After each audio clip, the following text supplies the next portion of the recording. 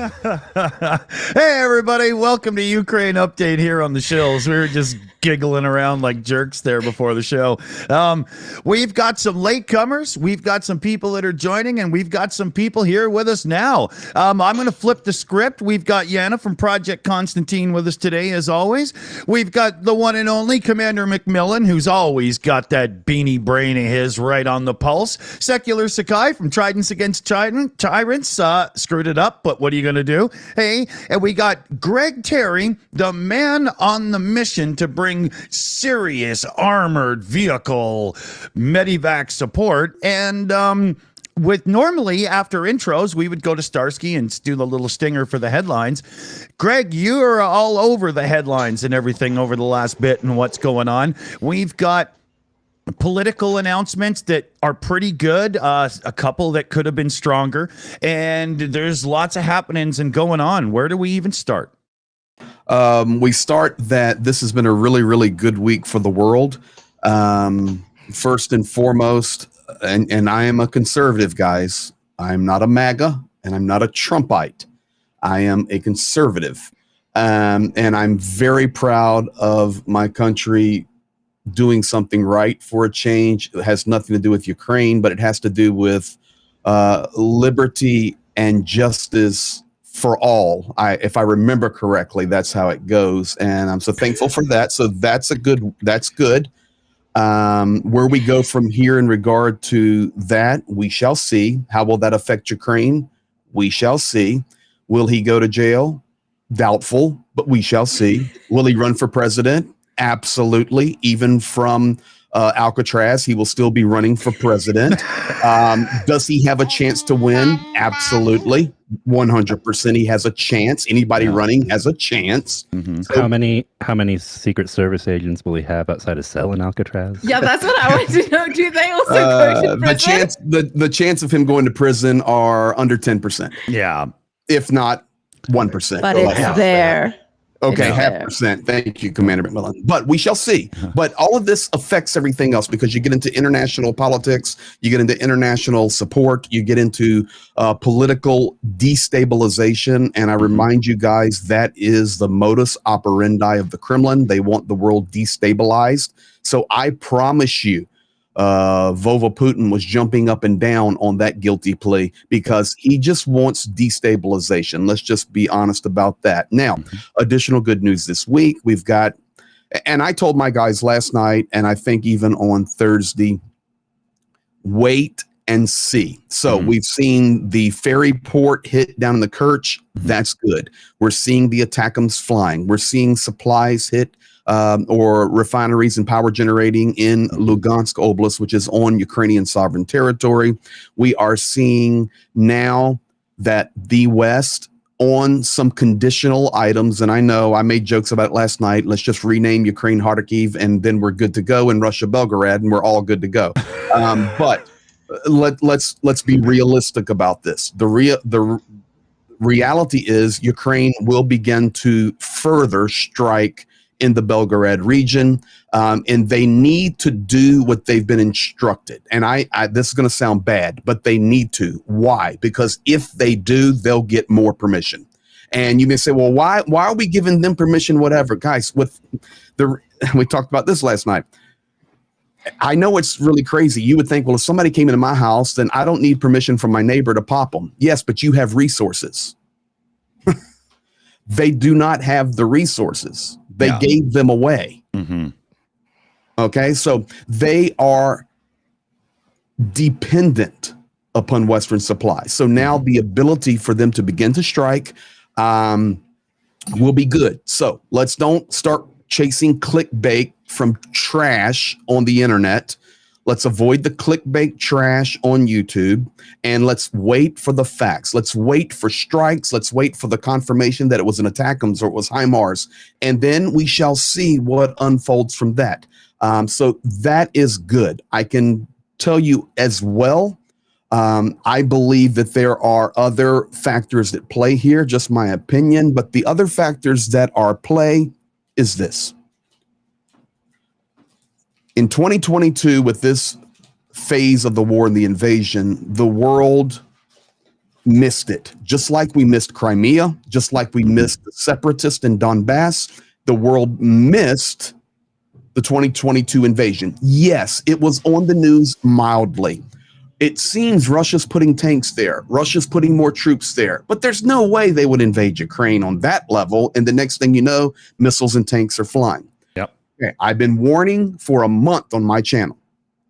The same thing is happening in Kharkiv and Sumy right now. They are loading.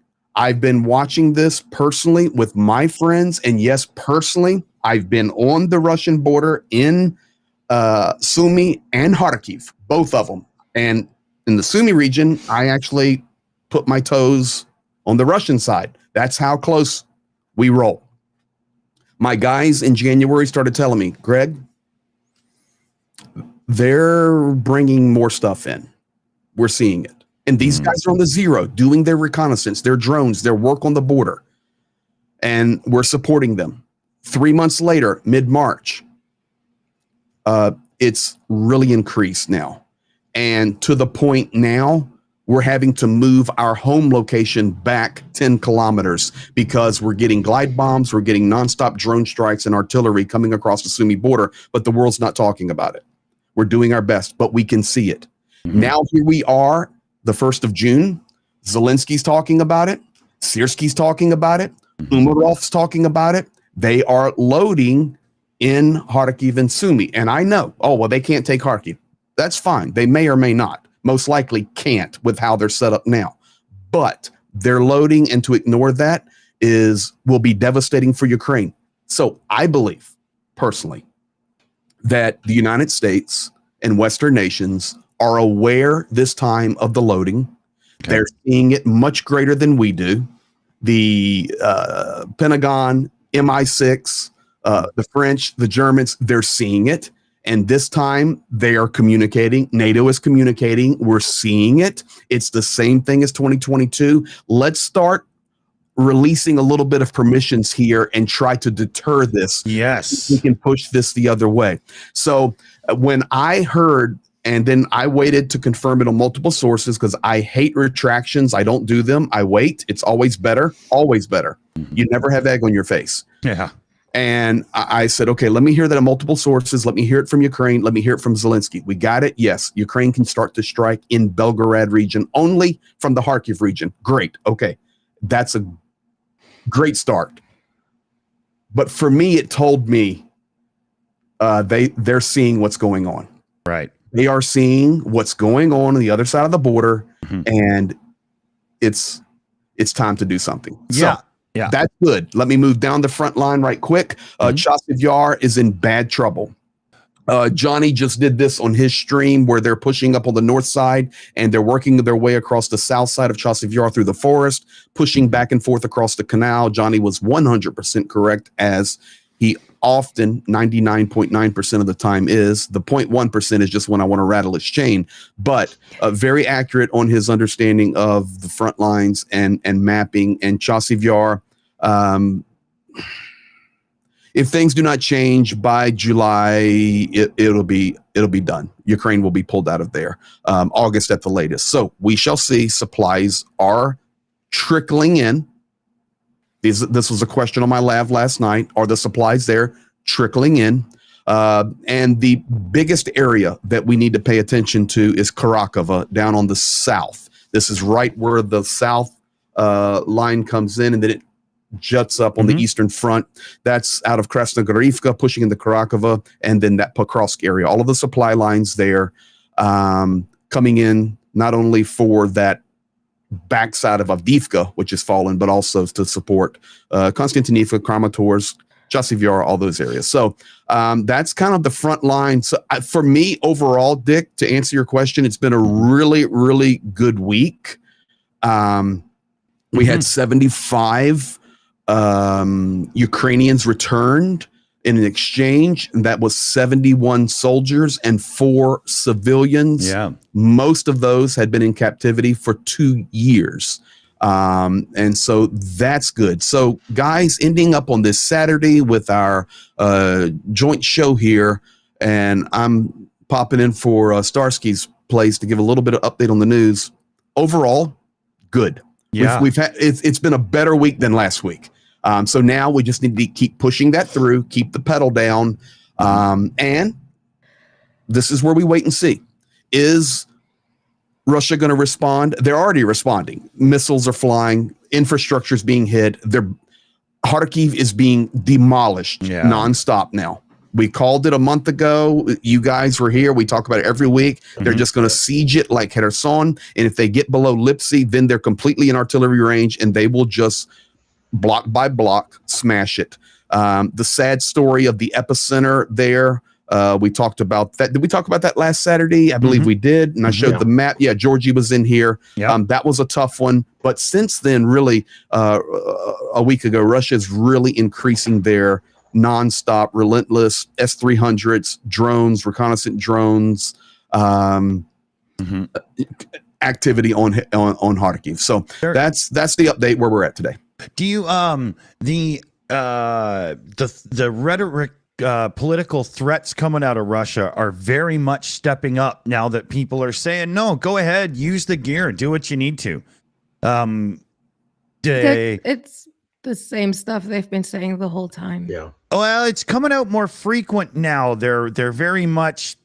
Well, once again, Dick, they're always going to do that. Okay. That's the modus operandi. We're going to threaten London. We're going to threaten Berlin. Nothing changes. That's their modus operandi. So don't worry about that. What we have to do is watch. I'm watching in the chat where people are saying they need to start considering evacuating Kharkiv. It's already happening. It's just not broadcast. Right. Northern Kharkiv is being evacuated of women and children and elderly. The villages of Zolovchisk, which will be the push run down if Russia does a full invasion. And this is not a full invasion, guys. This is an incursion. They're playing games up there, trying to pull Ukrainian resources, and they're doing a really good job of it. But if they push a full invasion, most likely it will come down the main highway from the northwestern side of Kharkiv down through Zolovchisk and push right into northwestern Kharkiv. So that's the plan. So Zolovchisk is already under evacuation. So it is happening. It's just not in the news a lot. Yeah. It's obvious. And this is just one of those things we wait and see. I'm very interested to see once the ATACMS and the HIMARS start hitting targets in Belgorod. And I mean, it is like, not a hearsay. Oh, that may have been a drone. Yeah, it was a drone. No, but they're actually hitting these targets. Then we need to see what the next move is. So, Putin made his chess move. The West is beginning to make some of their moves, adjust their pawns around. And, you take turns in initiative. You take turns in rhetoric. You take turns in chess, the way we're talking about it. It will be interesting to see what unfolds from that. I will tell you this. I showed this last night on my live stream. There are now officially billboards all throughout Belgorod region, and recently put up. I showed the pictures of those last night, right out of Russia, where it has the one of the famous generals there. I can't remember his name right now, who was fighting in the east for Russia, up on a big billboard, and basically translated, the billboard says Kharkiv, Russia.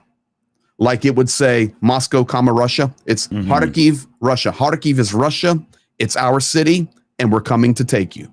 That's the billboards that people are driving by every day. So once again, just watch. Let's see what happens. Right. Yeah. No, I agree. And especially what you said about there are so many things happening. It's on the battlefield in Ukraine. It's also happening in other countries, in the political sphere. In my friend's country, over in Republic of Georgia, just the other day, 100 masked men attacked the opposition political party and completely ransacked their offices.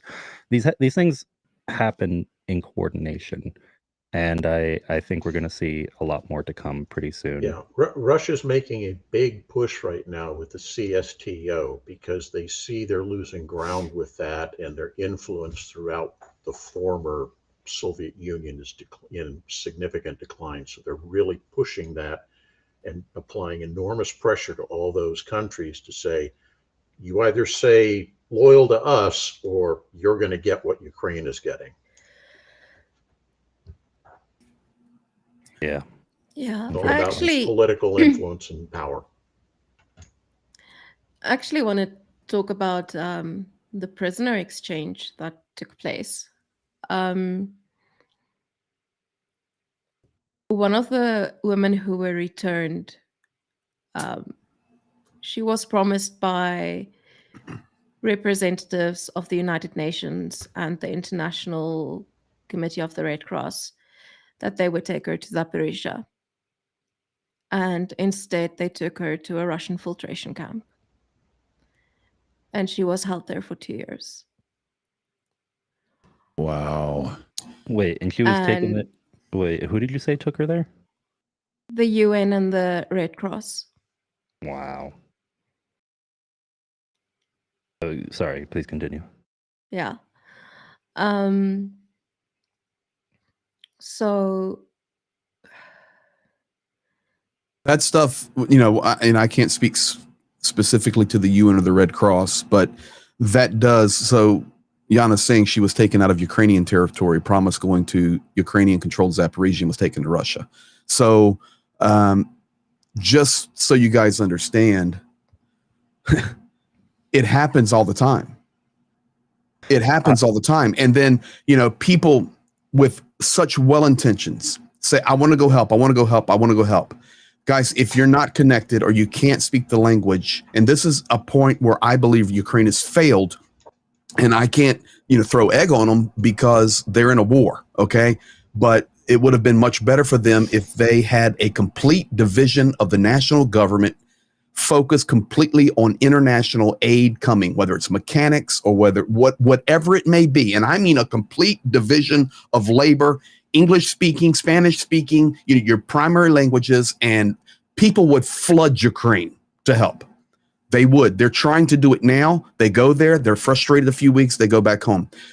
The reason being, like, I would never send somebody within 100 kilometers of the front line without me or Zhenya. Never. Because you can't trust anybody. It's only relationship.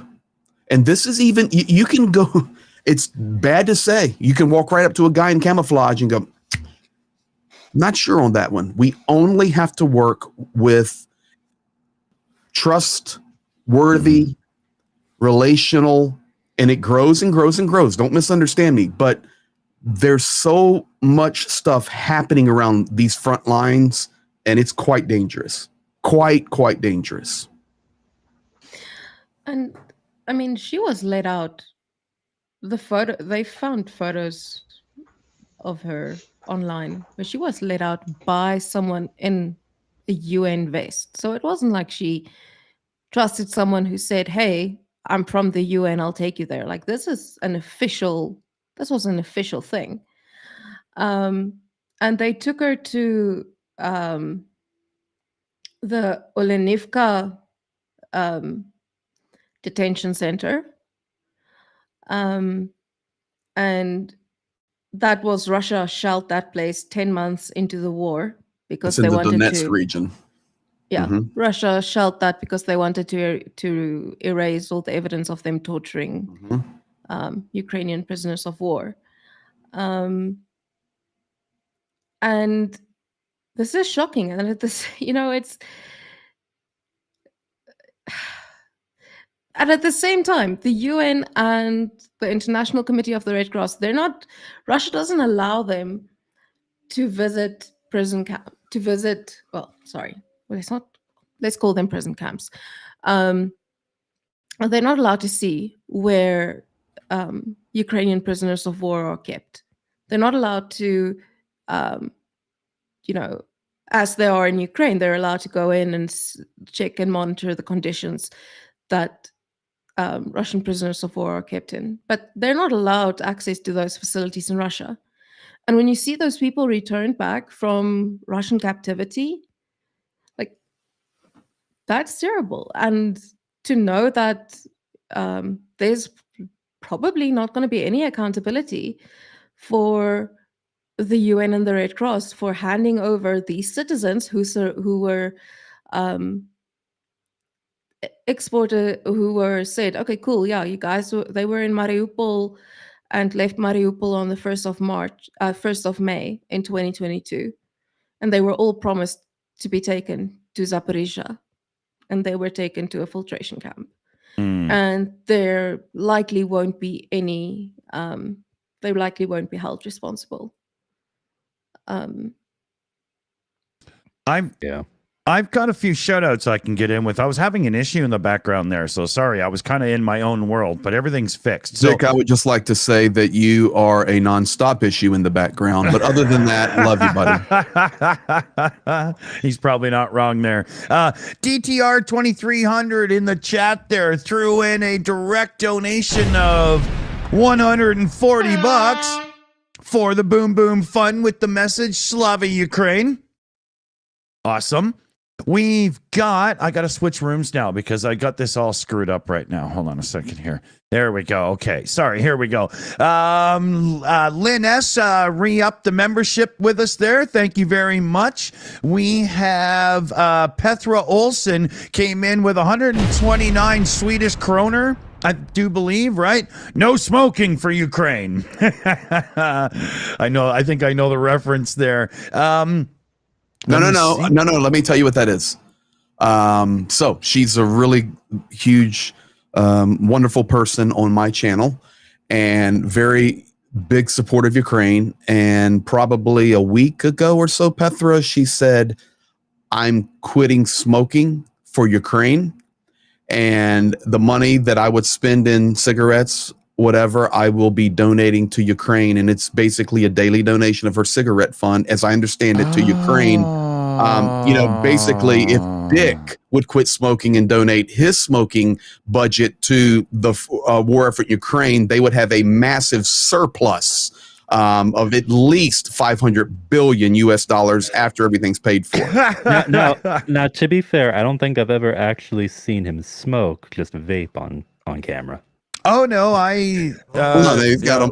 Just hang hang around and see it. Dick, I know you're in the middle of that, but Johnny's on limited time, and I see him in here. Oh, okay. Yep. Hey, how's it going? Welcome. Let me just get you all set up because I don't think anybody will even hear you until I hit a couple of buttons here. One sec. I am prepared for this, though. This should not be a long process. And if I go here, I do believe, no, almost. Oh shit, what happened there? Does that bring them on? Let's see here. Oh no, I've still got the numbers all wrong. Oh, how did this happen? It changed on me. This is part of that issue I told you I was having in the background. So 1 second here. I swear, I do love VDO Ninja, but you and I have both had issues with it lately. This isn't nothing to do with VDO, but there we go. We've got him in. How's it going? Welcome, Johnny. Welcome. Hi, Johnny. We can't hear you. Are you muted? Let's see here.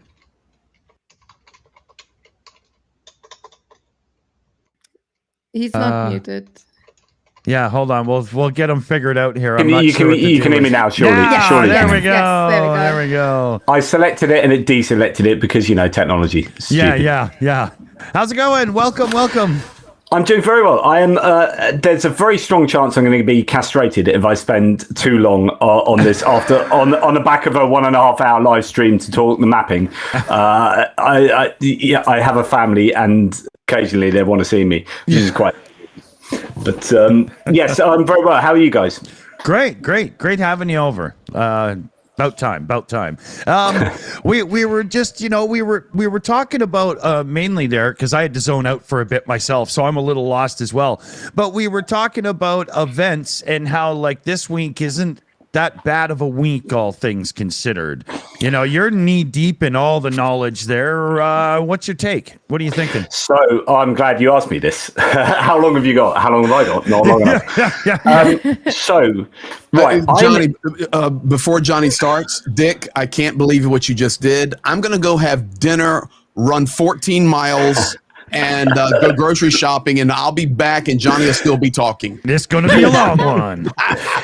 This is a problem I have perennially. Right. So I'm in quite a good place. And it's interesting. So I listen to Greg and Jenya and Pete the Medic and lots of people who have intimate knowledge of what's going on the front line. And I was saying yesterday, someone misinterpreted me. They said, how dare you dismiss what Greg and Jenya are saying? How dare you be so arrogant as to dismiss what they're saying? I'm like, I think you've misunderstood what I'm saying.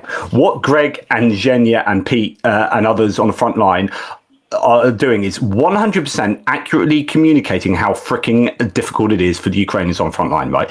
Things are tough. They're on their knees. We know all the problems, all the mobilization issues, ammunition, but that's actually improving. Mobilization is somewhat improving. So that's your micro level. And when you look at the micro level and you have a selection bias of only looking at the Ukrainian side of things because you can't interview Russians and you don't know what their experiences are firsthand, you get skewed. And this happened very much with the New York Times when they went and did these interviews on at Krinky, and they interviewed people coming off the left bank who were doing these rotations, and they were saying it's suicide. I don't know what we're doing.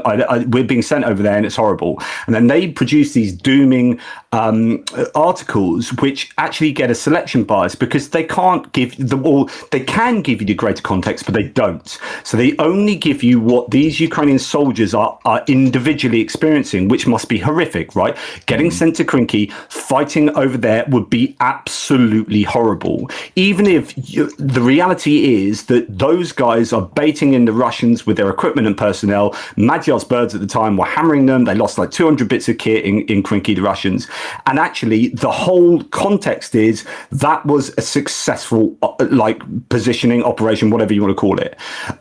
But if you just speak to those soldiers, you will think, oh my God, it's terrible. And so what you need to do is understand what both sides are going through and then say, right, okay, what's going on with equipment going to both sides? What's going on with the economy of Ukraine versus the economy of Russia?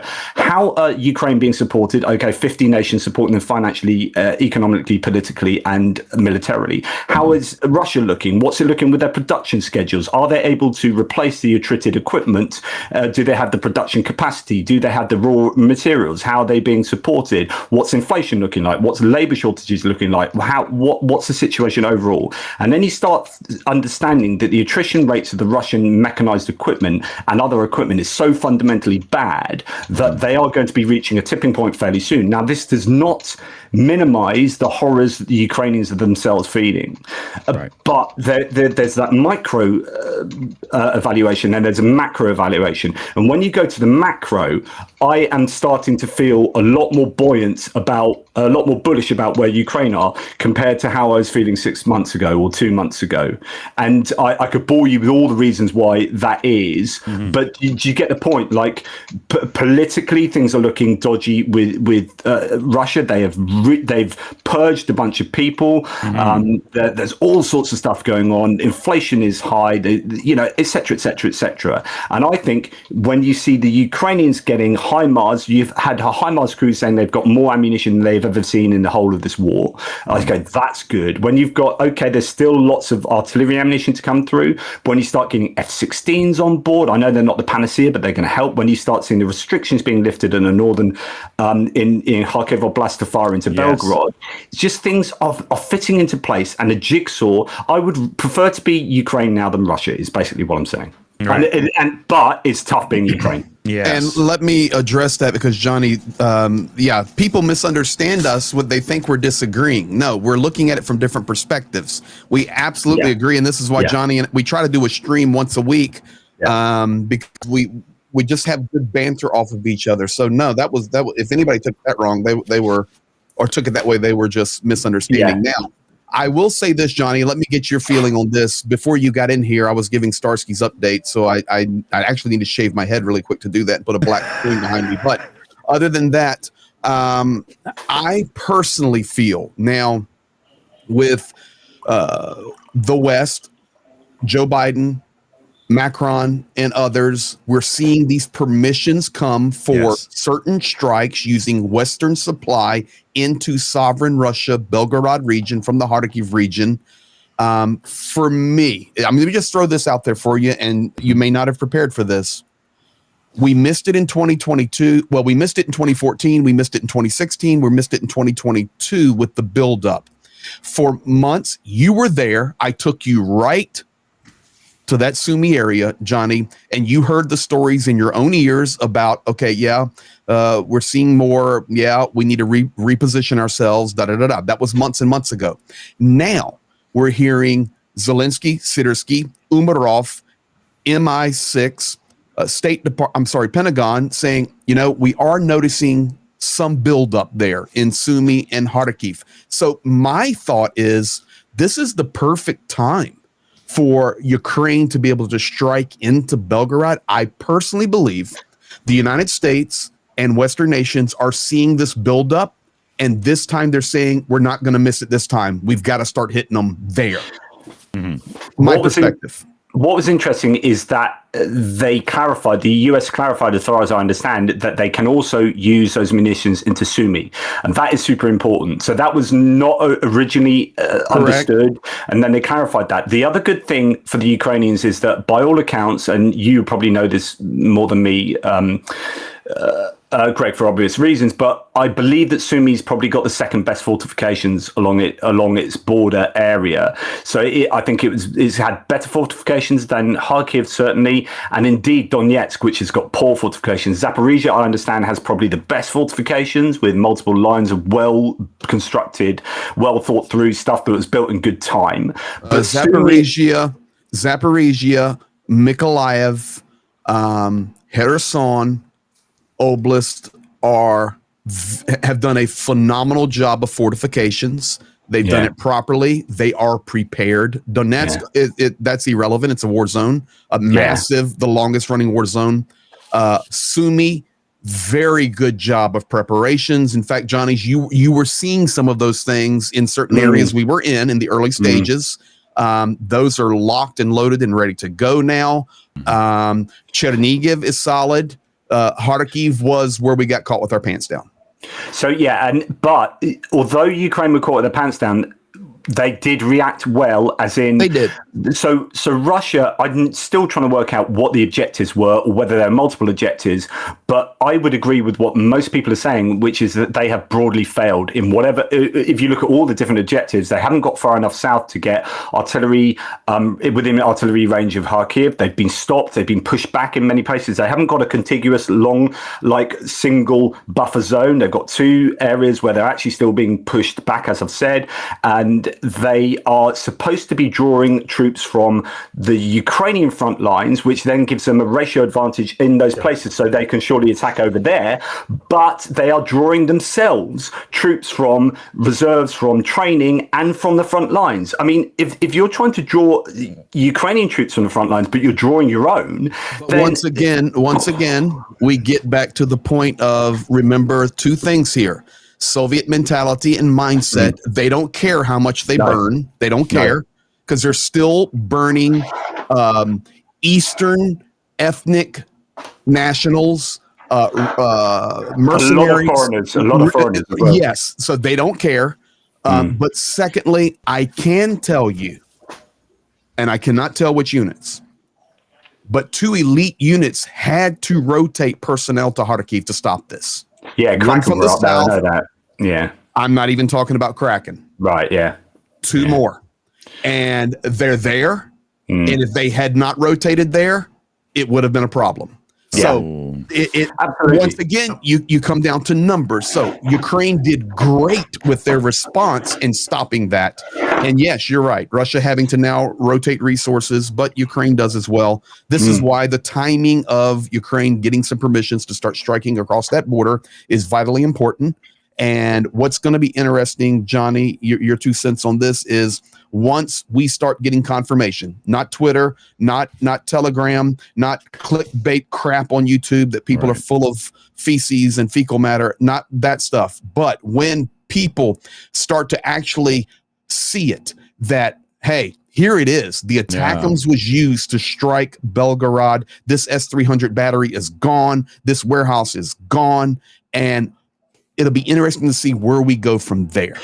So the way I understand it is ATACMs have not been allowed, but they can use the 84-kilometer HIMARS regular missiles, which are that they give you enough. So if you look at the map, even if you go, say, 54 kilometers inside Belgorod, that's well past Belgorod city, and they will be able to, with those HIMARS, the issue might be with some electronic warfare that could mess around with the HIMARS missiles, but generally, there were supposedly 40 explosions last night, plus you can bet your bottom dollar the Ukrainians are absolutely hammering as much as they can, because you will start getting. So I was saying this earlier on my live that Kharkiv, the Russian Kharkiv offensive has been stopped, and I think it's failed.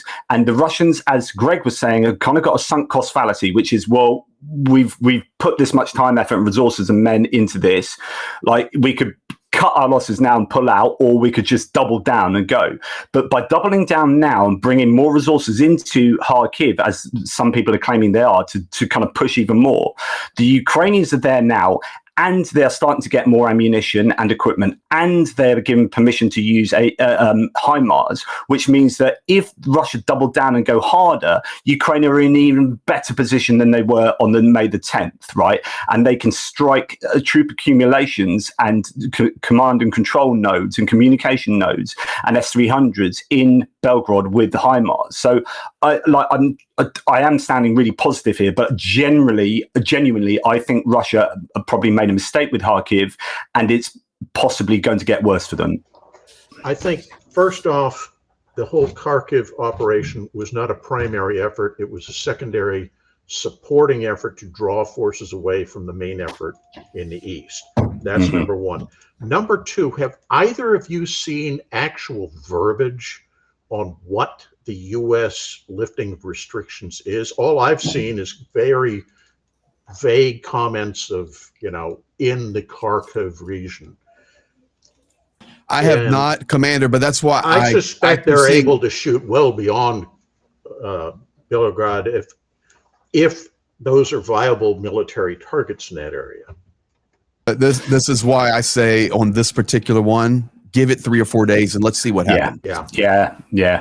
It'll be interesting. It's not out there. No, it hasn't been clarified. No. I'm just searching really quickly, but you guys carry on talking. Wait a second. Hold on. Wait a second, Commander. Go ahead. I felt the earth move under my feet. I know what you're going to say. I felt the earth move under my feet. Why? Johnny just gave someone on a stream with him permission to talk. I bloody knew it. You walked right into press. Unbelievable. Yeah, the International Institute for Strategic Studies basically said what I was saying, which is this whole thing about the Kharkiv effort is a supporting operation, not a primary operation. Yeah. But I agree with Greg in that the Russian mindset is going to be, we already started making some gains, now we're stalled. They're going to keep throwing stuff into that meat grinder because that's the way they think. I don't think they're going to be in a position where they're going to call it off until somebody higher up than, local corps commanders or something tell them, okay, stop. And I really can't see them doing that. So they need good news to hang on the walls. The other issue the Russians have in Belgorod is that they are under the command of General Lapin, who is not very good. He was removed from his leadership previously, and so there's several things there. One, he's just not very good supposedly, and that's going to be a bad decision maker, arguably or potentially in position there making decisions. But also, he will want to prove himself, and there's a lot of psychology that people forget. With when you have individuals in key military positions, they are human beings, and here's a human being that will want to prove something, to prove that he wasn't the letdown that he previously was. And so that could feed into this idea that he's going to perpetuate this sunk cost fallacy, which is, I'll keep doubling down because I've got to succeed, because actually my entire reputation, my job depends upon it. Just to go back to that Clausewitzian maxim. Go back to Clausewitz. It's an extension of politics, and that's what's going on. This is all about people at the top trying to secure their futures. I have a question, and this is something that I'm sure there probably is a way if it were formally analyzed and calculated to determine this. But last I checked, it's a little more than 500,000, not fatalities, but casualties on the Russian side that are estimated at this point. So at what point further mobilization, because we're 2 years into the war now, can it be estimated it would take at the current rate, another 2 years, 3, 5 before it would be untenable, the way that the Russians are using this meat grinder strategy, so to speak? Well, ISS said that they believed that until casualties are in the vicinity of about 2,500 to 3,000 a day, losses are not going to make a difference in the Russian strategic determination of how to proceed. I presume that doesn't include how that will affect the population of families and friends back in Russia. So that's more of we're prepared from the military to expend this number of people. But actually, when you start, like Afghanistan had a fraction of those lost over 20 years, and the pressure from inside Russia was enough to stop that. Things have changed. Obviously, there are different variables at play, but there was however many years. But the situation being that you could get to a point that's less than that, and the Russian population might kick in. To be honest, I would also suggest bear in mind there's a difference between mobilization and monthly replenishment. Russia is monthly adding 25 to 30,000 to the roster without mobilization. It's not a concerted effort. We're going to add 300,000 over the next 8 weeks. They monthly are pushing 30,000 in, whether it's from Russia proper or bringing in from foreign nations. But they desperately need mobilization. They need that if they want to achieve any of their kind of even minimalist objectives. They need a national mobilization. But in the same way that Zelensky knew this, it is economic suicide if they were to do that. I mean, they are in a precarious position now. You take 300,000 people out of the labor shortage economy, and it's the old adage that I keep using. You would if you could. You aren't, so you can't. They would have done that if they could have done that already, but they're trying to put it off because they know if they do it, they'll screw themselves over. So here's something that might be a little too hypothetical, or it's a little too early to say this definitively, but expanding on the economic front regarding the enemy, regarding Russia, because it doesn't look good. And if they make certain decisions because they feel it's necessary to win this war that make things worse, it could be catastrophic. Obviously, publicly, China has made it clear they don't really want a lot of publicity about any involvement with this conflict whatsoever. But China is an opportunist, and they do have a robust economy.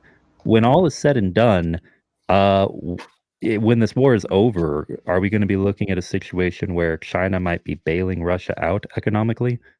Because that's what I'm foreseeing. I don't see any other way that they could bounce back from this without starting another war.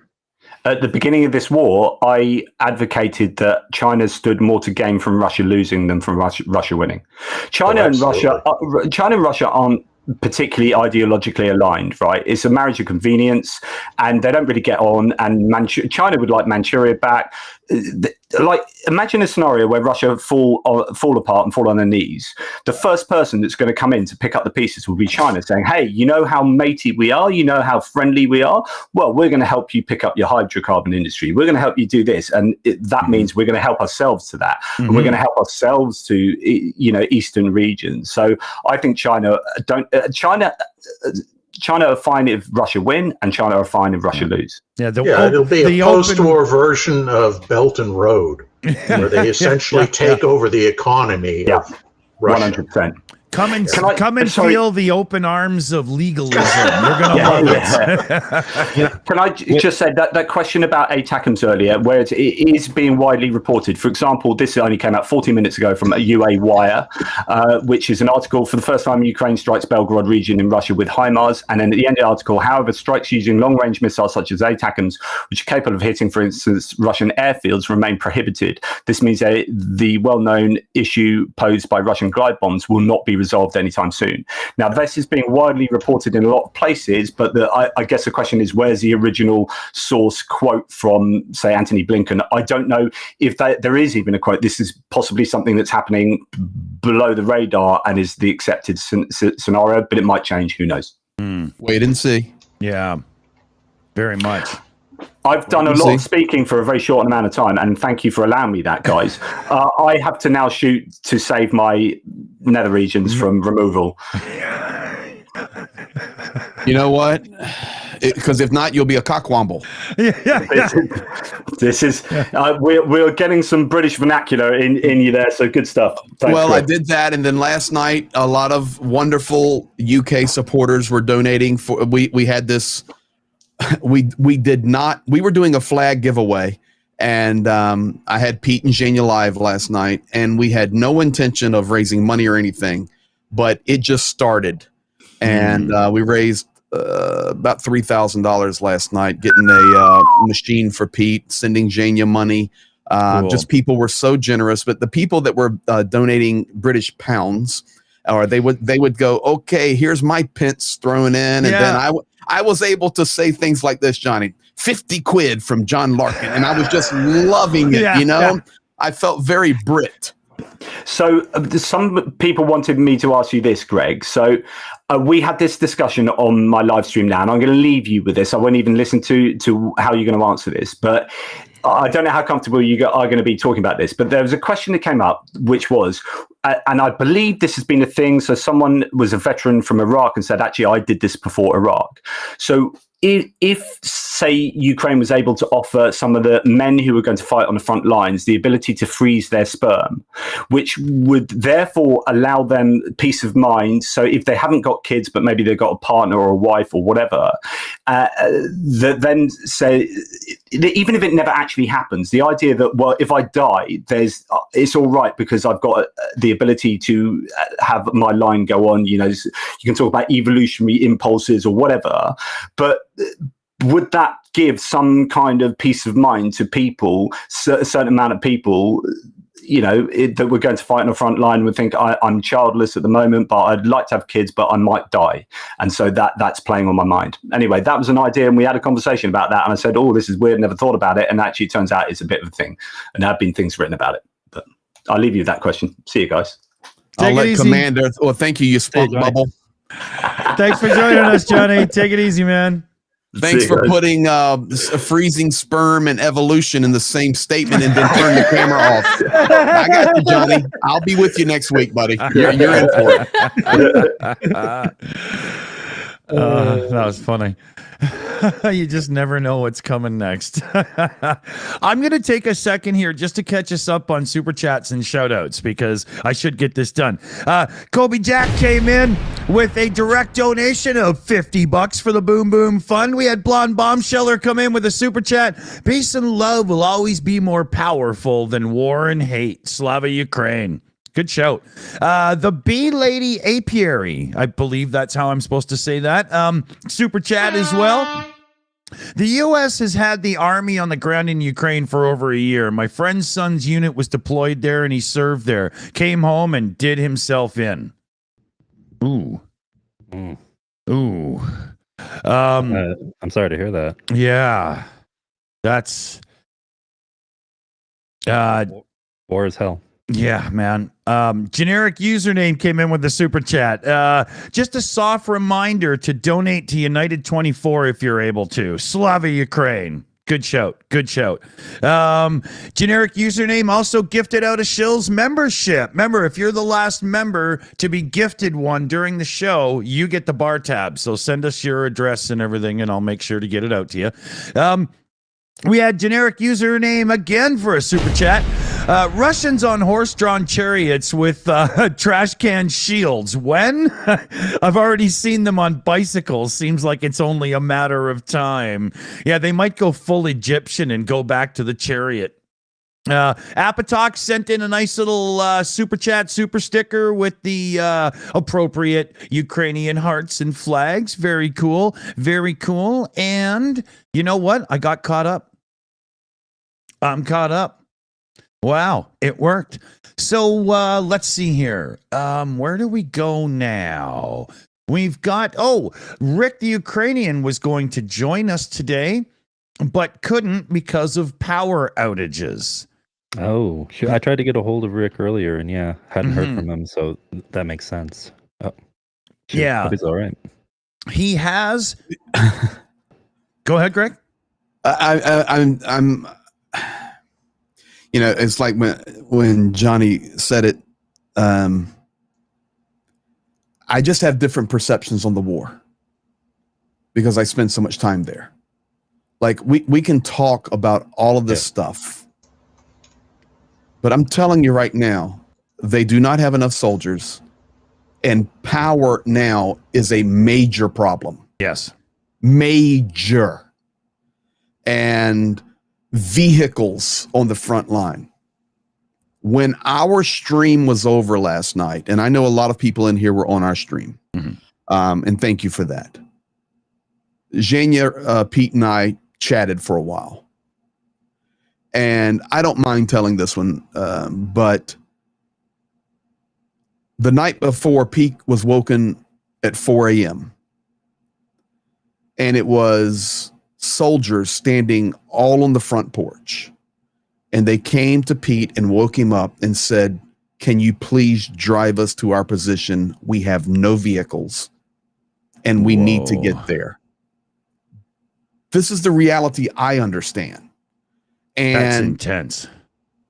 I just think we need to keep doing what we're doing, supporting, helping, sharing the truth, getting the real deal out there. Rejoice when we hear mobilization going good. Rejoice when we hear Western support coming and permissions coming.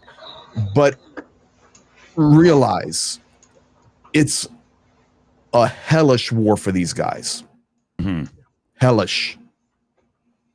Speaking of vehicles, we are about to be announcing a new fundraiser again with the Portuguese battalion of the NAFO 69 Sniffing Brigade.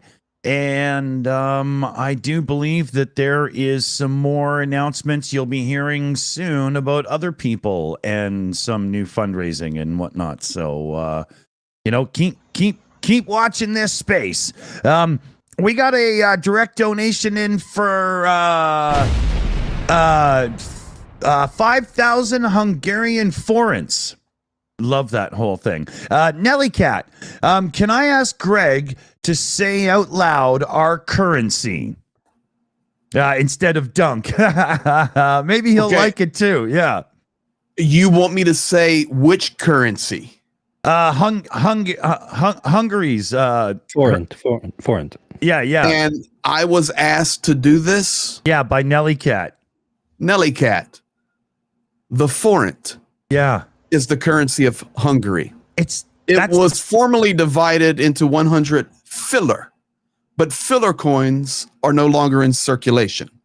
The introduction of the first forint was on the 1st of August, 1946, and was a vital step to post-war reconstruction and stabilization of the Hungarian economy. And that currency remained stable until the mid-1980s when life began to change for Hungary. Did I read Wikipedia well? Yeah. I was going with you actually knew it until you blew it. Just having some fun. It's Saturday on the Shills. Yeah, that was good. That was good. Absolutely. So let's see, where are we here? I'm just looking through a few news sources here. CF I wanted to piggyback on something that Greg said, where he was talking about the power infrastructure in Ukraine. The Russians have been very deliberately targeting that and intensifying that over the past week or two, because remember that most of the strategic movement of large bodies of troops and supplies is going to be accomplished by rail. And something like 85% of all Ukrainian rail traffic is moved by electrically powered engines. So if you take out the power infrastructure, it makes it much, much harder to move stuff around. Commander is 1,000,000% right. You can be out in the rural regions of Donetsk and Zaporizhia, and it's not like you're in the big city of Kyiv or Kharkiv or others, and you expect to see electrical power to these engines there. But you get out in the rural areas through farmland, and there's electrical wires running over these train tracks everywhere.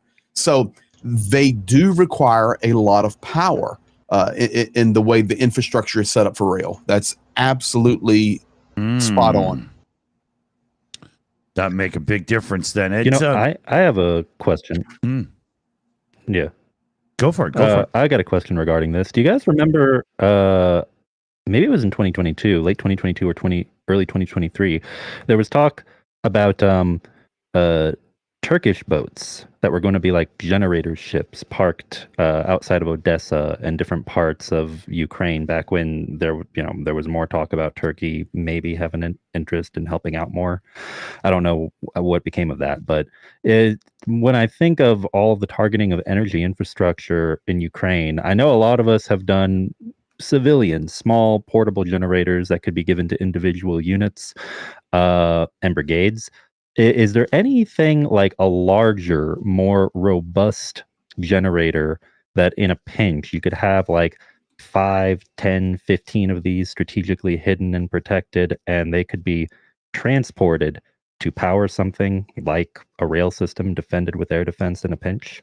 I don't know if they could have that much power, but I know the U.S. military has, truck-borne huge generators that would provide power for, a brigade or something. So yeah, those could be helpful, but again, you're stuck with the problem of finding the fuel and getting the fuel to those to run them, because let me tell you, they drink petroleum products like you wouldn't believe. Oh yeah. That makes sense. Yeah. Yeah, those big ones are just thirsty as thirsty can be, right? Yeah. Holy. So that's jet engine levels of of thirst. Yeah. So basically, it sounds to me like it's a situation where more air defense is an ounce of prevention instead of 10 pounds of cure if you don't have it. Yeah, absolutely. Okay. Yeah, I'll be honest with you. If I was the president of Turkey and I had massive ships with power generating, I would send them there, but it's not going to happen. But you might as well chalk them up as gone because they're going to be struck. Oh, and it's just you can't just cover them with an umbrella. If they're going to take the power plants out in Lviv on the western side of Ukraine, and they're doing that because that's where all the aid comes through, to disrupt that system, the rails specifically, and power generation for these warehouses that are producing, divvying out, trucks coming in. Everything requires power. For sure, they would smash a ship in the Black Sea port of Odessa. Yeah. No, I don't disagree with you on that at all. Realistically, whether it's a stationary... Oh, God. My devious little Navy mind is at work. What if you got a couple of nuclear subs and had them run power cables on the ocean bottom and just run that way? Well, I know... wait, how many... The U.S. Navy has done something like that. There have been disasters in various cities, including U.S. ones, where they'll send in one of the nuclear carriers and plug it into the power grid for the city to supply it power for a week or 3. Well, and if it's a nuclear submarine, as opposed to having to pay for all of the petroleum. I guess that would be like, how long can those stay at a, submerged and I guess doing what you're describing, Commander, before they would need to resurface? Typically, a boomer sub, when it deploys, will go out for about 6 months. Oh, wow. Okay. And it's not an issue of air or power. It's an issue if they run out of food. Yeah, I had a buddy. He's a Navy veteran. He was on nuclear sub. We talk all the time. We actually played video games together, and I asked him that question actually about a month ago.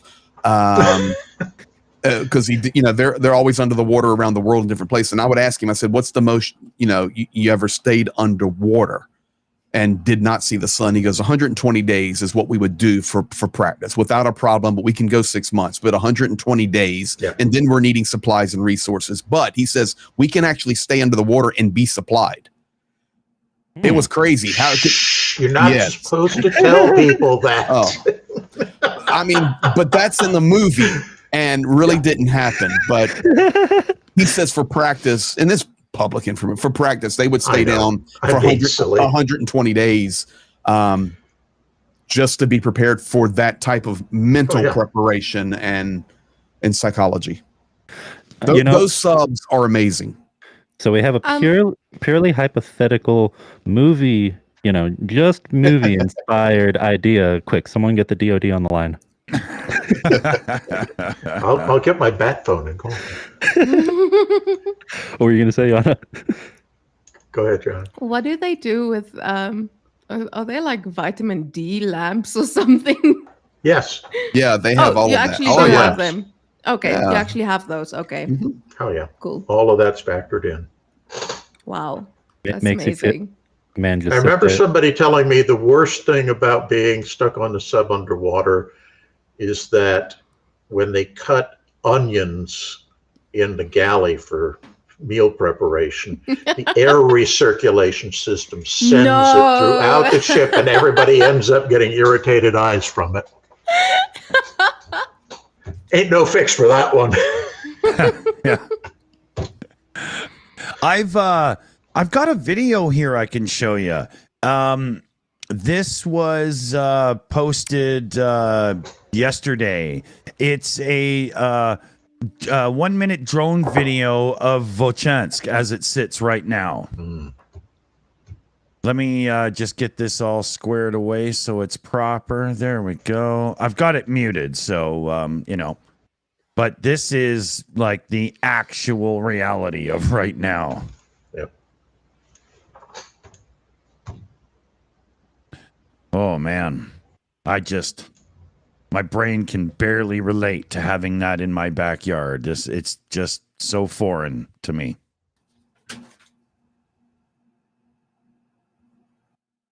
Wow. Scarier That's than not as scary. bad as some places. Mm-hmm. You see pictures of Grozny after the Chechen War. Mm-hmm. Jesus Christ, if there were two bricks standing on top of one another, it was a small miracle. Wow. Yeah, that entire war was Russia's statement of saying, we don't give a fuck. We will stomp down on anyone who tries to break away. Yeah. Yeah, it's intense. That's some night shot there.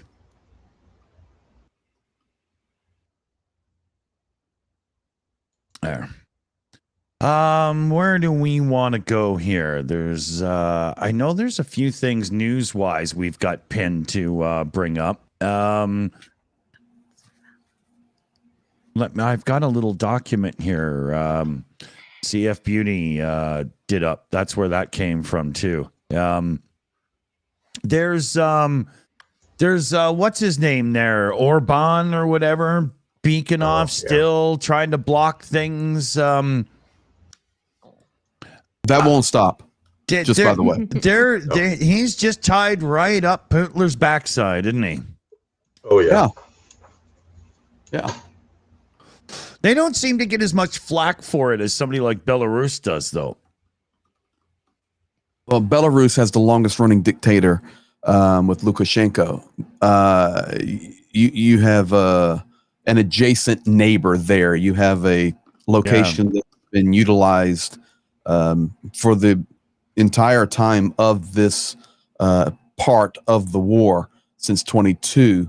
Belarus has been utilized as a strategic place. Nukes have been moved there. Trainings are in place. And it's essentially part of Russia for it all is. intents It and is. purposes. Not even essentially. There literally is a legal entity that is called the Federation of Russia and Belarus that is like their own off-brand EU, but only for the two countries.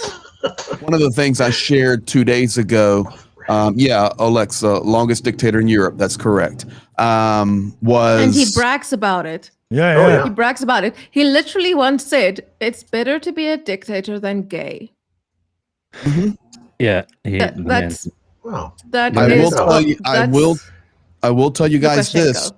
2 days ago, Belarus and Lukashenko put Belarus only the Gomel region.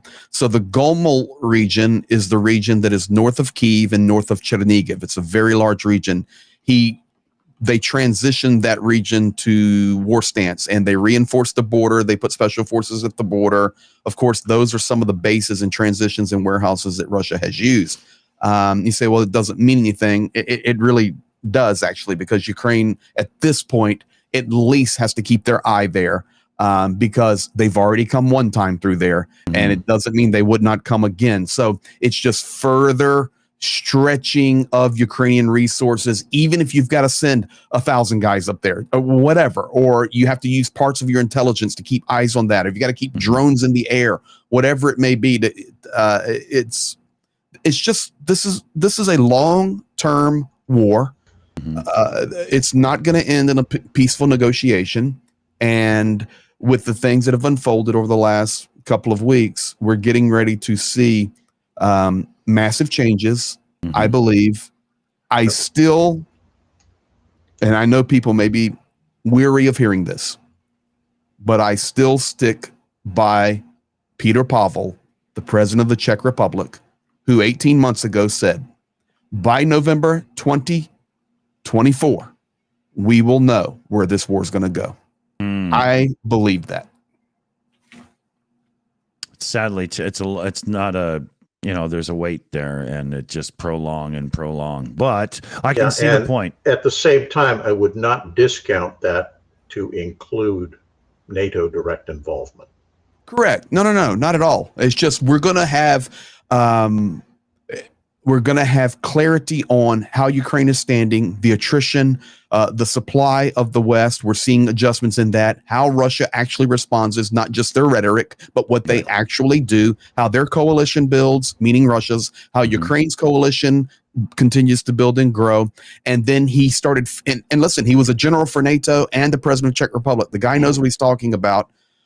Plus, he's really a good-looking man. He's, I don't run around calling men good-looking, but He says it to me all the time. But I'm going to tell you, Peter Pavel's a good-looking man. He reminds me, like of Charlton Heston, to be quite honest. But isn't that the guy who wears the leather jacket? He was recently in a motorcycle accident, I think. No, it's a different guy. That's Jay Leno. Yeah.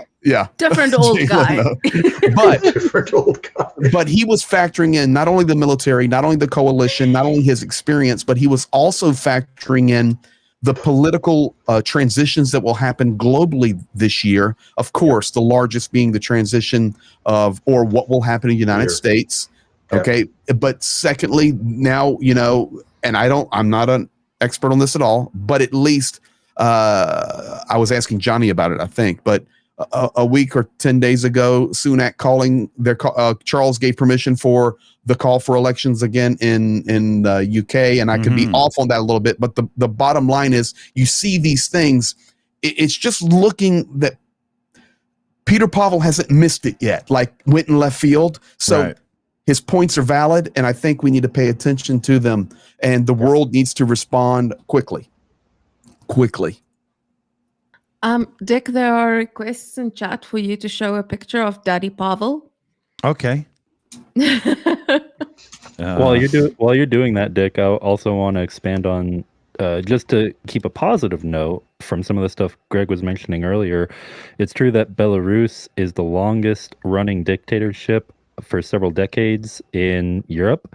However, also the government in exile, which obviously is in exile, they're not in Belarus, of the Belarusian Democratic Republic, the Rada of the Republic, has been in Canada for over 100 years, the longest running government in exile in modern history. Wow. Wow, I didn't know that. Oh, wow. So yeah, this is that Dimitro- dude again. There's Daddy Paddle. Guys. Yeah. Dimitro is saying, no, wait, what's that one? No, sorry, it's not Dimitro. It's Stephen McGowan saying many are in Prague are dyeing their beards white. That's how popular Pavel is. Wow. I called it. Dude. I called it. I have a beautiful wife, and when this show's over, I'm going to go sit on the sofa and snuggle with her and watch some old TV show. But man, if I had to snuggle up to an old fella, it definitely wouldn't be Dickie Dawson. It'd be Peter Pavel. I can tell you that right now. That's a good-looking man. There he is. Oh, Lordy. I got a crush on Peter Pavel. Buster, let his hair down. Welcome to the Shills, guys. I'm gonna take this picture and animate it and have him say a couple Lord. things as a thing coming up. Hey, Yeah, no, and I want to revisit the whole thing with Orban in Hungary, and I think he's playing and I hate to put it this way because it sounds like I'm praising him. I'm not. He's playing a brilliant game of brinksmanship because his country benefits enormously from being part of the EU. Hungary is literally the number 3 receiver of funds from the EU, exceeded only by Poland and Greece. So he's getting a lot. So what he wants to do is remain aligned with the fascists and everybody in Russia, but at the same time, he can't distance himself so far from the EU that they say, well, screw you, you're out, because he knows he isn't going to get crap from the Russians. Right. And then his political future goes, down the toilet. So Great he point. has to negotiate this very rickety, narrow bridge over a big gulf. I do completely agree with you. However, I will also say this. It's a situation where there should be a message being sent to Orban when he's trying to do something like this. You can't have your cake and eat it too. Unfortunately, that hasn't been happening quite as aggressively as I would hope it would. And a big part of it, I think, also is, yes, there's a huge incentive to stay aligned with the EU, with NATO, with the West officially, but stay in those organizations. But the fact he is so much more useful to his unofficial allies that he aligns with in the Kremlin and other countries that are opposed to the West by being basically being a burr under the saddle. Yeah, exactly. By being the wolf, in sheep's clothing. That I wouldn't be surprised if under he knows that officially he won't get shit from the Russians, but under the table, hush hush, let's not talk about it. I'm sure there's much more benefit to be had. Yeah. I am a good-looking man, and I agree. Damn, you are. You must have gone to the beautician recently. I was not mistaken. It is Peter Pavel. He was he just got out of the hospital, and thankfully he's okay. But he was that's because he's a $6 million man. That's Lee Majors. Yeah. I'm dropping names now, Commander. Only you and I know. That's Lee Majors right there.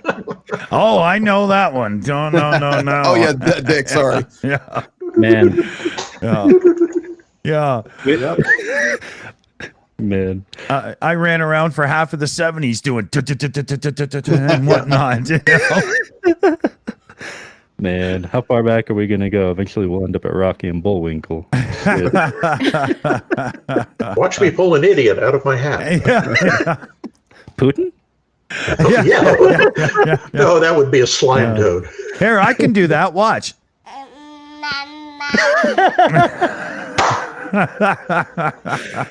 Magical.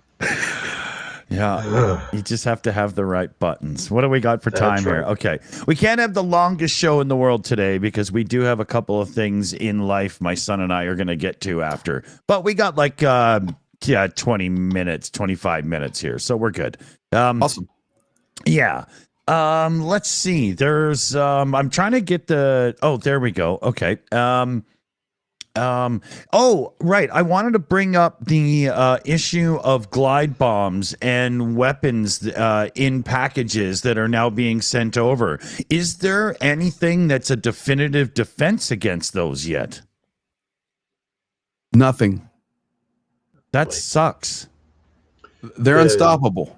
Yeah, pretty much. So this is what people do not understand. They, maybe this will help you guys understand better. When you hear about these big fab bombs, and you're thinking, okay, I think it was, what was it, Fat Boy in World War II, and you think about this big round bomb off some cartoon, guys. That's not what these are.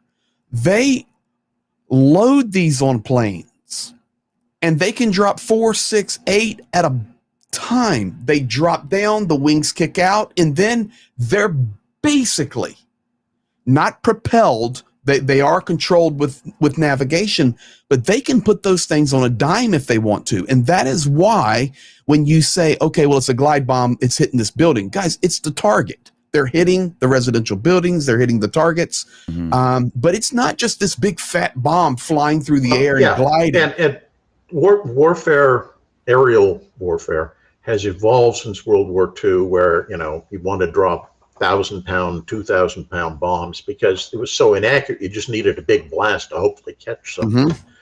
Today, most of these warheads are like 100 to 200 pounds. They're relatively small.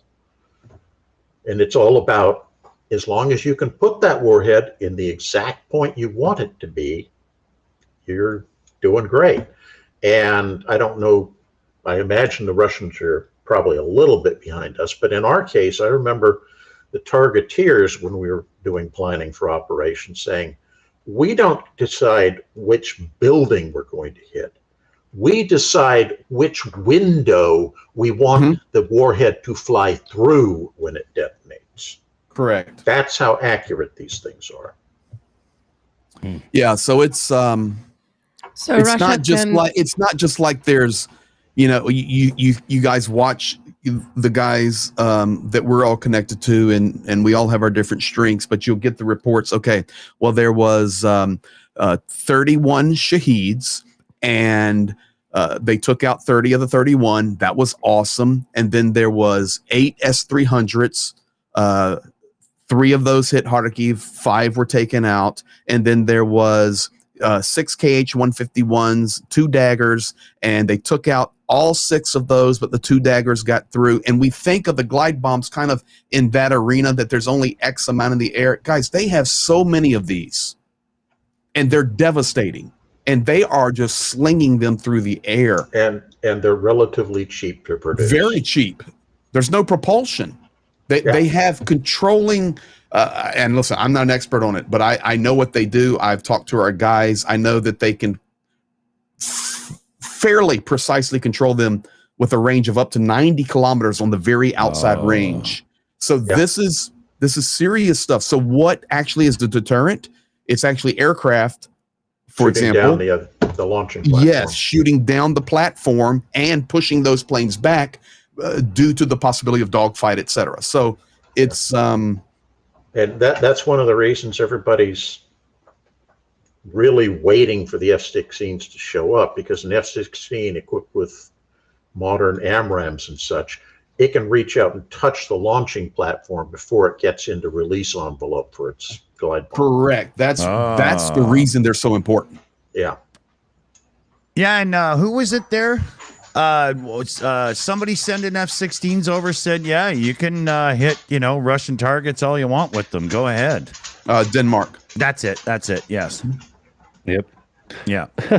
You want to know the most random thing that I read? I'm sorry, that just popped into my brain. I read about the Danish Navy reporting from the 1800s, the trees planted by the king were finally ready for shipbuilding in 2008. And the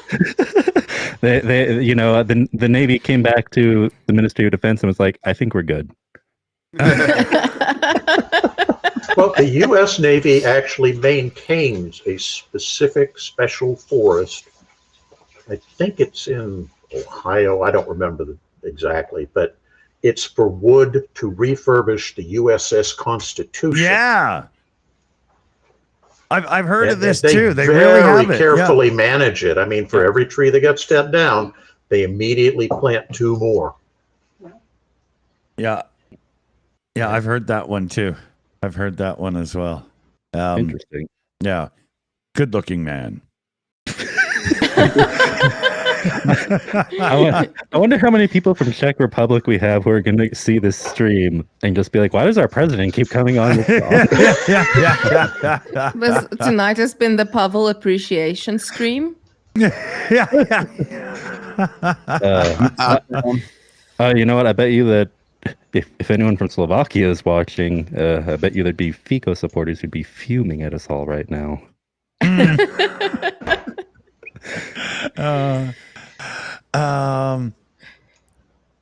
What about Ukraine and Sweden signing the security agreement?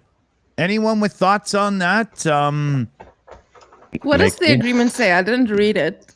But what is we didn't do our homework, Dick. Yeah, no. I'm just scanning this right now. Here, I'll put this in the video chat if anybody wants to put it up. Yeah, I saw the photo. My recollection is it's like $850 million worth or something of an aid package that they're going to be giving them.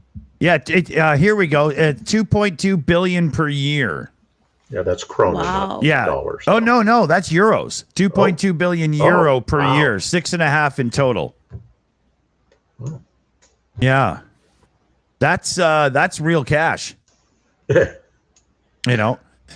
also has one of those cool the ASC 890 aircraft in the agreement as well. So I think that's one of those spy kind of not an AWACS, but similar functions to an AWACS. Yeah. I believe the they're Swedes have a pretty robust defense industry. A lot of people don't realize that. Yeah. Listen, there's a lot of Swedish support for Ukraine. We're so thankful. I know there are Swedes in here watching right now, so thank you guys. Thank you. That's real. Like that's big time stuff. That's not somebody just trying to get a little political in and say, "Hey, look at me." Those are real dollars. Well done. I'm gonna hold to my thesis tonight and hold to it until it needs to change. Mm-hmm. And that is, I firmly believe the world is seeing a buildup. I firmly believe that the West is permitting responses and it will grow. And we will see if there's a red line or not. We're quickly approaching that. And I'm not talking nuclear, guys. I'm talking about will this escalate to a new level of warfare we haven't seen yet? And it would be devastating. And I'm not for everybody. I'm not just talking about Ukraine. I'm talking about devastating for the globe. So when you see these good comments coming out of the West, coming out from Biden, and then you see places like Sweden jumping in with these large, very significant and specific packages. Yes. There's a reason they're doing it. Okay. It's not just, hey, well, let's send them this and that and that. Let's throw out 2 billion or 2, whatever it is, euro. Okay. There's a reason. Yeah. Roy Collins had a question in the chat. I think maybe Commander McMillan will have something on this. We'll see here. Ukraine isn't getting the newest variant of the F-16s, though. So what exactly are they getting? Right. So first off, the U.S. isn't giving any F-16s to Ukraine. They're coming from other NATO countries. Most specifically that I can recall was Netherlands, Denmark, Sweden, and Norway. Portugal. Well, Yeah, Norway, that's it. It's not Sweden because Sweden doesn't have the and they got the F-16. Gripen. Norway, Denmark, Belgium. say- Belgium's the other one. Belgium. Yeah, okay. Yeah. I thought it was one of the Iberian countries too. but Belgium. I could be wrong. Portugal's sending some air defense. Okay. Yes. Anyway, that's what they're sending them, and they're sending those to them because those aircraft for those countries that are sending them to Ukraine, the F-16s are sending, are being replaced with more modern aircraft, typically F-35s. Mm-hmm. And what they're getting are old A, B, and C variants of the F-16. Our Air Force is currently flying like the V variant or something. I can't remember the letters, but it's well past the generations. Right. Now, before anybody says, "Oh, so we're giving them garbage," no, we're not. They're very good aircraft. They've been updated and modernized to an extent.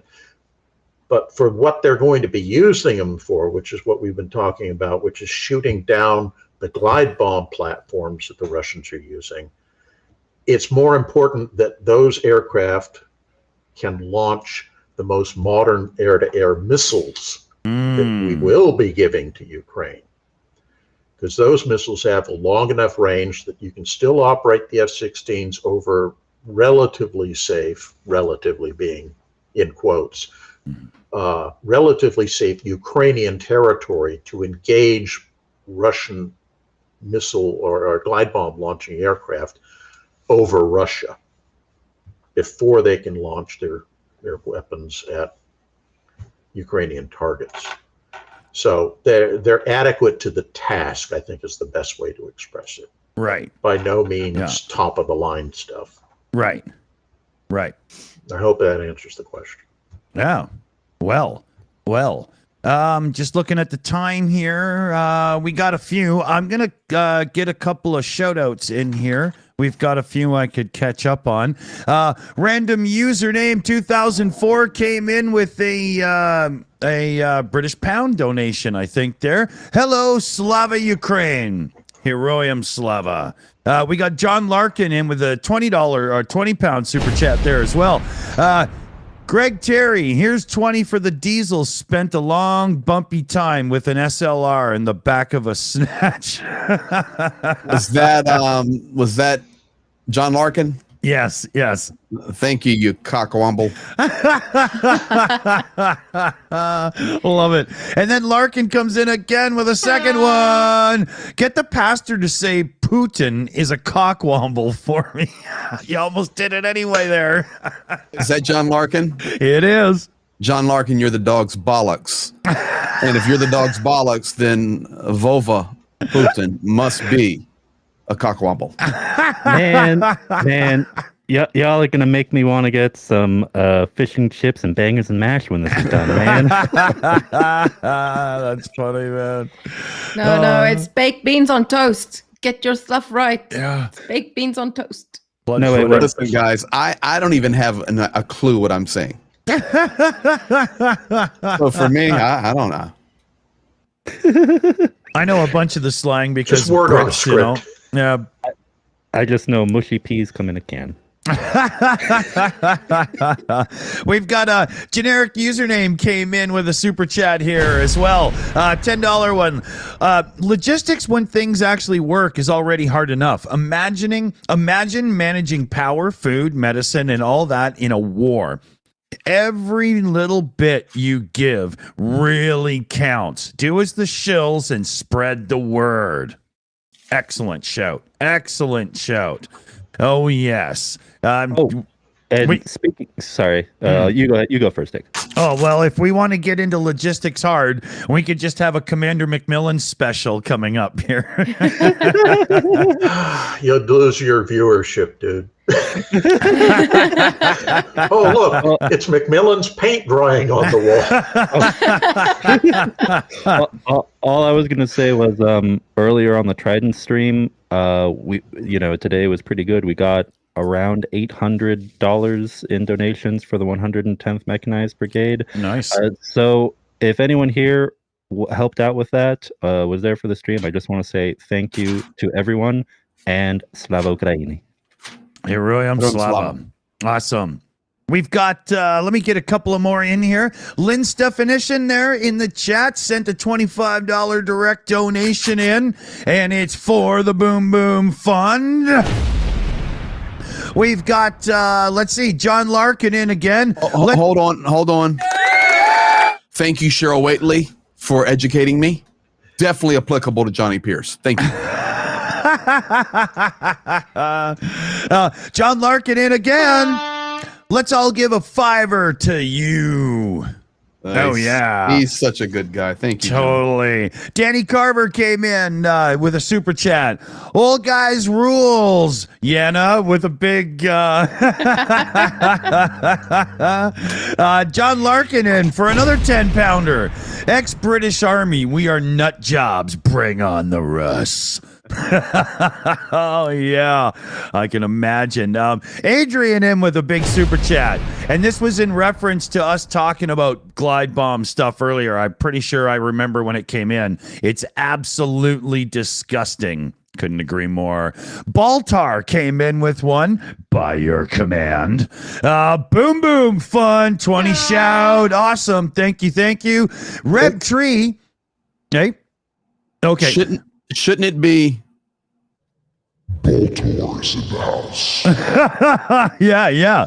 Mine failed. I don't know what happened there. I'm gonna have to. That sounds like a personal problem. Yeah. I'm sure there's a pill I can take to make my interface not. Keep going, Dick. Yeah. Keep going. Rip Tree comes in with a $20 shout for the Boom Boom fundraiser. Slava Ukraine, onward to victory. Kilroy was here. Oh, I like that. Kilroy. Mr. Roboto. Let's go, Sticks. Exactly. Love that track, actually. Me too, brother. Yeah. Danny Carver came in with a $10 shout there for the Boom Boom Fun. Legend from the state of Georgia. Yeah, awesome. And David N came in with a super chat as well. Great show, the Shills. Love the Saturday stream. Love having you with us. Thank you, David N. And then Kobe Jack came in with a second direct donation of $60. Half for the beer fund and half for Yenna's YouTube. Kobe Jack. Oh, nice. Thank you. So there we go. I'll be dishing that out after the show. And I think I'm caught up. I am caught up. So we're getting close on time. Anybody want, anybody got something? Yes. Okay, there we go. I don't know if other people saw it. I just found out about it. But the George Clooney Foundation wants to arrest Russian propagandists. Like a citizen's arrest or encourage police? No, like they're Interpol? so. Let me get this. I'm very interested now because that sounded very Right? random. My Right? interest is piqued. I know. Yeah. Like, what? So But- they, the Docket project collects evidence of war crimes and genocide, and then passes the information on to the European prosecutors and the International Criminal Court. And yeah, so Cool. Okay, Jana. They wanted- I know that you may have a crush on George Clooney. no, But I'm here actually, to tell he's you, still. I'm here to I- tell I you, was Peter bored when you Pavel were is like- a much better looking man than George Clooney. I agree completely. And it's actually his wife doing all the work. It's actually his wife Just doing all turning the into a work. fashion show. Okay, first of all, they're both silver foxes. Second of all, yeah, I have heard about George Clooney's wife, Yana. Oh, that's funny. But they are focused on bringing to justice the most obvious Russian propagandists, the most visible ones.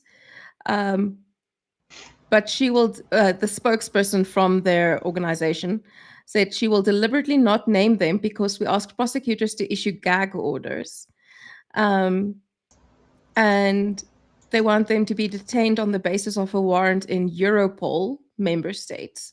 So any European country, in theory, they can be arrested and extradited to a country that is investigating a criminal case against them.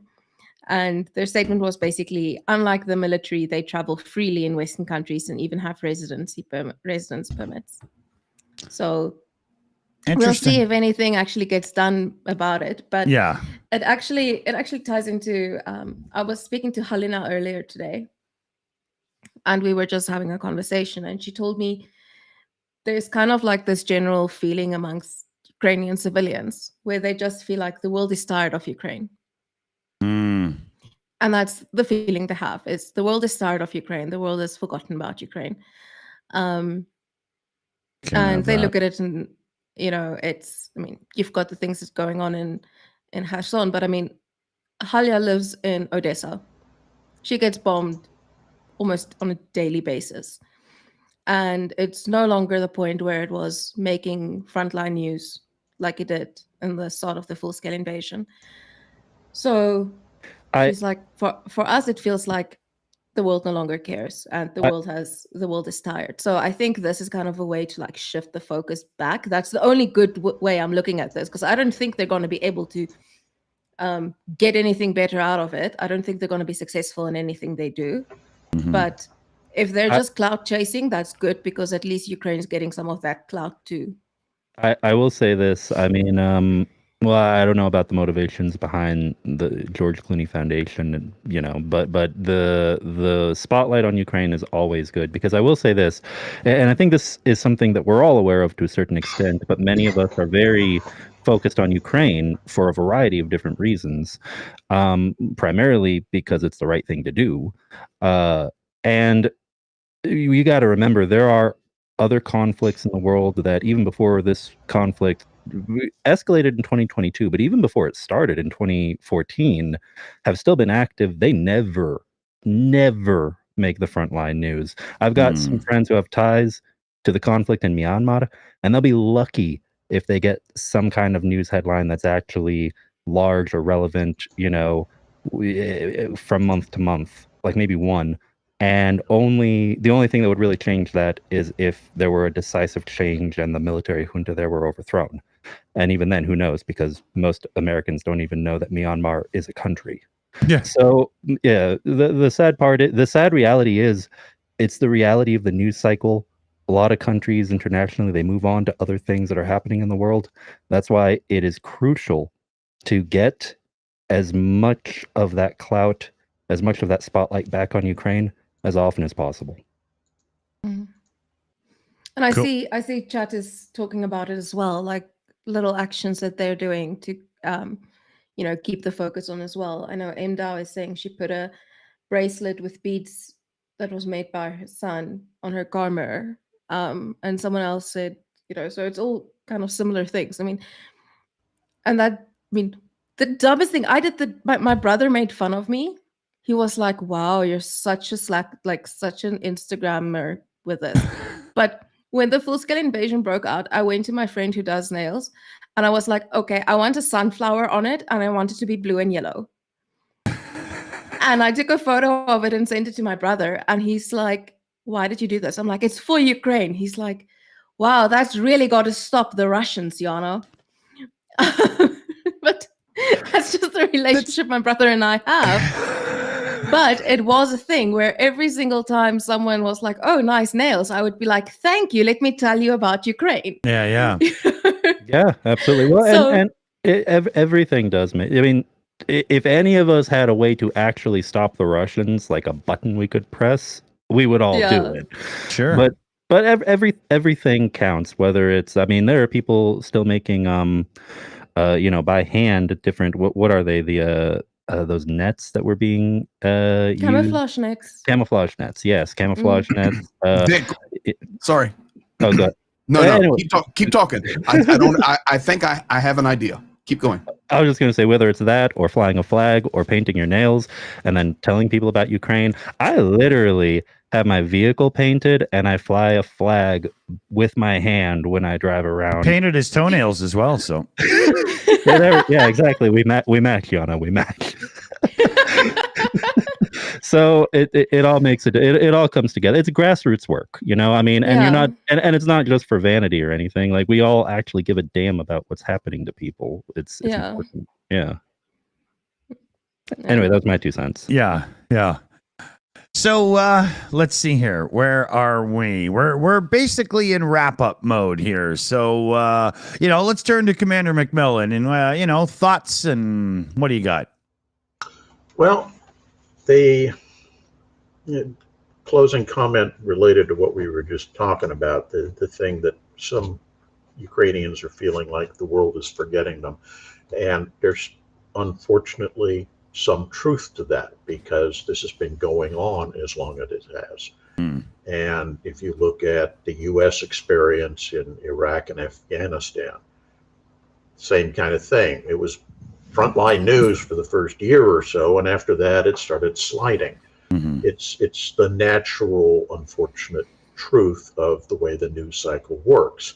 And if that isn't something that's front and center to people, reminding them constantly that it's an important thing that's going on, it's going to slip off the grid.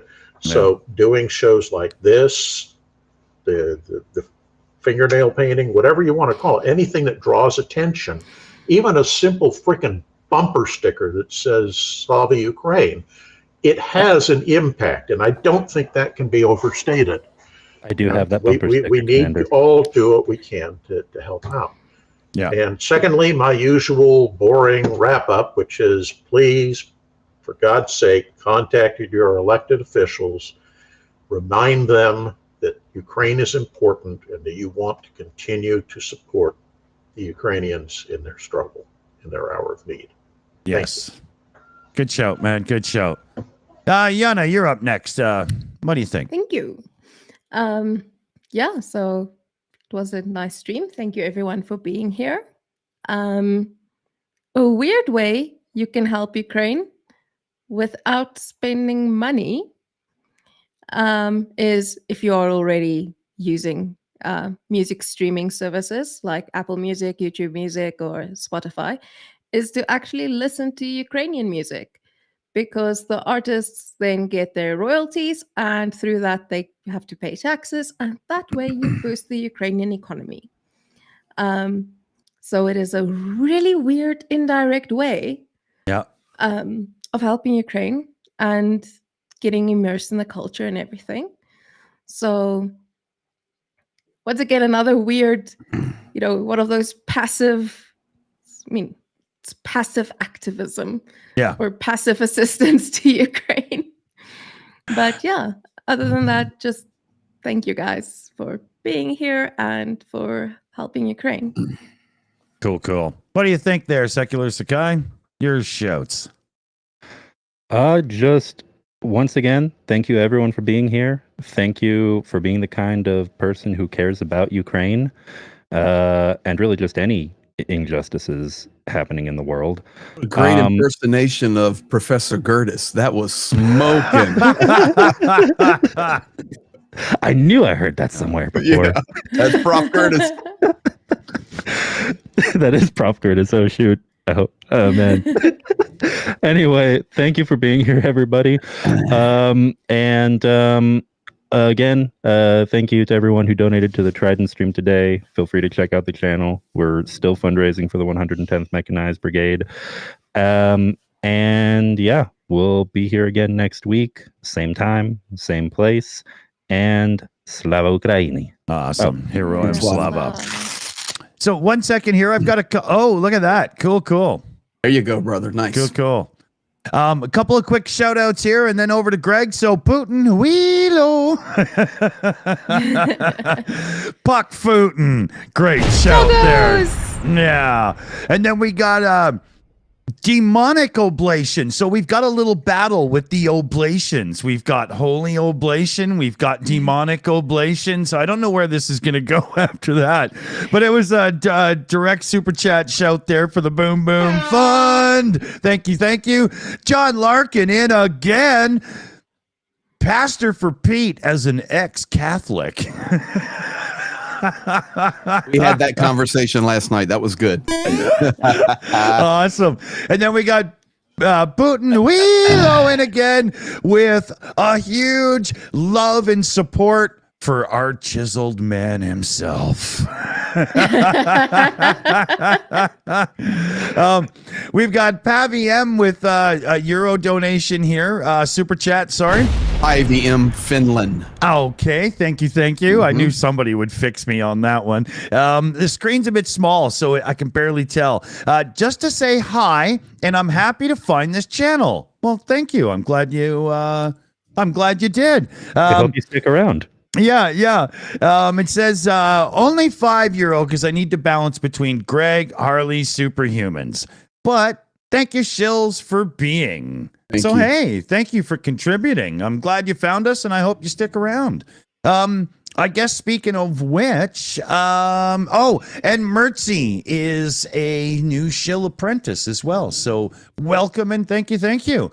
Let's turn it over to Greg T for what he thinks about the day. It's been a great stream. Thank you for everything. It was nice having Johnny here, all of our conversations, and we wait and see. As far as myself is concerned, thank you guys for all that you do to support Ukraine through all of us. And we will continue to work tirelessly for that. Additionally, it may even be today, if not tomorrow, I will release my first Fast and Furious 5-minute Ukraine update. I've been working on the background on that. It's going to be lightning in a bottle, guys. Just that's something, when we do live streams, they're an hour and a half. It's a different beast to share, and then you're trying to get the message out more, and a lot of people have been helping me behind the scenes going, okay, Greg, you're growing like crazy now, let's take it to the next level. You need to put out 5-minute videos. So my team in Ukraine's been working on that very hard. So when you guys see that, make sure all the notifications are on, and if you wouldn't mind, please share that and drop a like on it. So as I conclude, yes, I've got something up my sleeves, and for those of you that hung around, you're going to enjoy this. I want to ask this to the chat, and believe me, I'm ready to go eat and sit on the sofa and think about Peter Pavel. But how many in the chat would agree that Dick Dawson's done a really good job with the Shills and supporting Ukraine and bringing communities together? How many of you would say he's done a great job? And I'm sure we're going to get some happies in there for that and some pluses. There you go. All right, so Dick, the flag that is hanging behind you, yes, that really needs to change. Well, it's about to. Listen, you have no idea where I'm going. Okay. Oh, it's about to. All right. Okay. It's about to. But Silver Earth, who's probably here in the live chat, I have been gifted the painting that she won, and it's going to be directly behind me coming up. I'm not sure about that. I think you're going to be redesigning the studio. Are you ready? What did I win the lottery? What are we doing? You have won the lottery. So I just want to do something publicly and thank Dick Dawson for supporting Ukraine, bringing people together, being who he says he is. If money comes through the Shills, it actually gets to where it's supposed to go. And Dick, you've got something coming that nobody has. Okay, I'm very interested. I've been waiting for the right person to give this to. Ooh. Tension's even higher than the George Clooney thing. Oh, wow. Hey!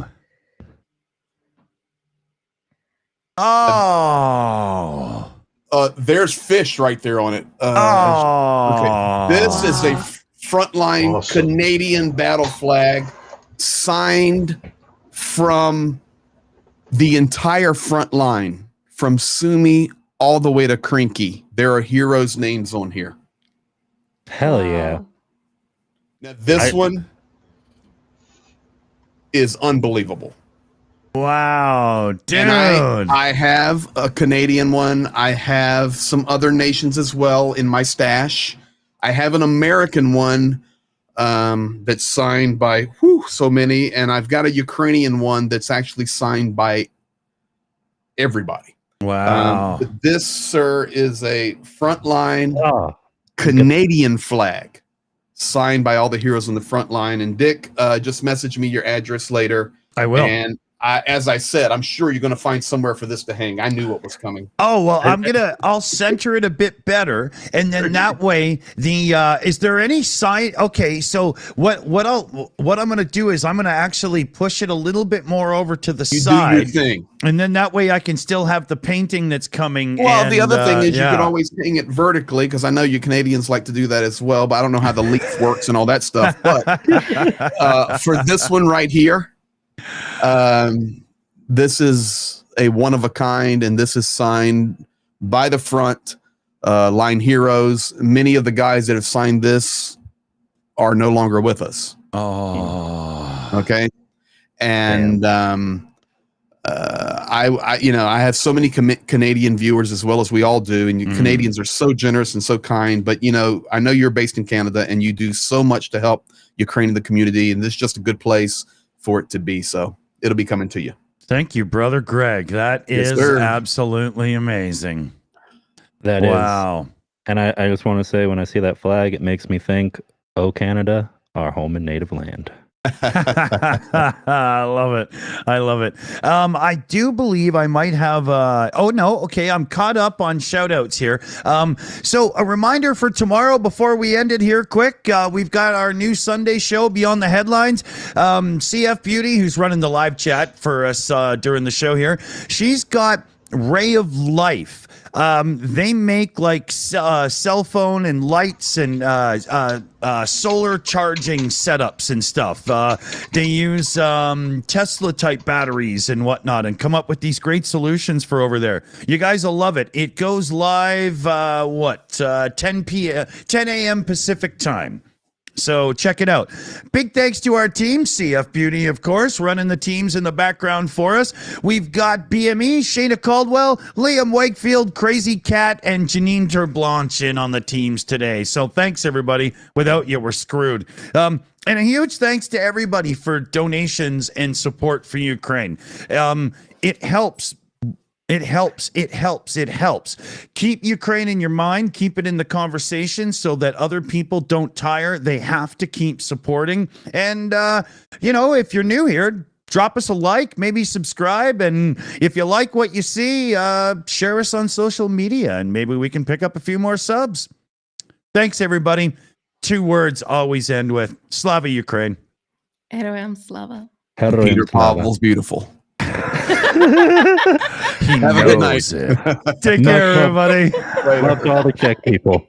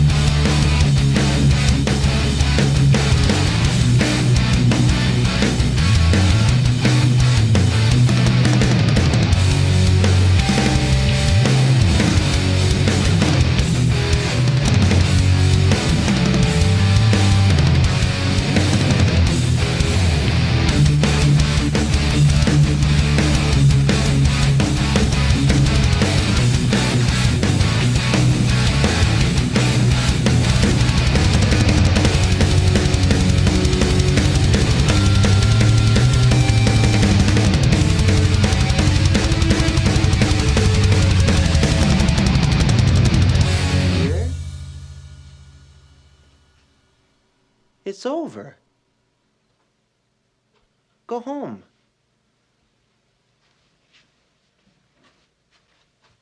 Go.